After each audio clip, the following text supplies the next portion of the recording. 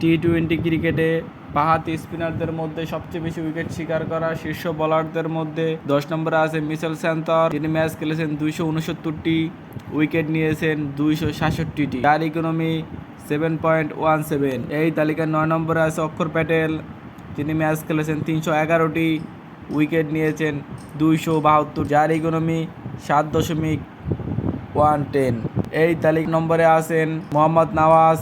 যিনি ম্যাচ খেলেছেন 330টি, উইকেট নিয়েছেন 280টি, যার ইকোনমি 7.58।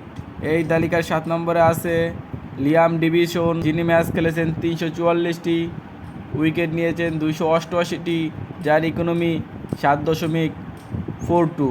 এই তালিকার 6 নম্বরে আছেন ড্যানি বেরগেসিস। যিনি ম্যাচ খেলেছেন 273টি, উইকেট নিয়েছেন 311টি। এই তালিকার 5 নম্বরে আছেন ব্যান্ডার মারোয়ে। যিনি ম্যাচ খেলেছেন 373টি, উইকেট নিয়েছেন 342টি, যার ইকোনমি 7.30। এই তালিকার 4 নম্বরে আছেন তাবরেজ শামসি। যিনি ম্যাচ খেলেছেন 319টি, উইকেট নিয়েছেন 363টি, যার ইকোনমি 7.44। এই তালিকার 3 নম্বরে আছেন সামিত প্যাটেল। যিনি ম্যাচ খেলেছেন 429টি, উইকেট নিয়েছেন 364, যার ইকোনমি 7.33। এই তালিকার 2 নম্বরে আছেন ইমাদ ওয়াসিম। ম্যাচ খেলেছেন 425টি, উইকেট নিয়েছেন 388টি, যার ইকোনমি 6.60।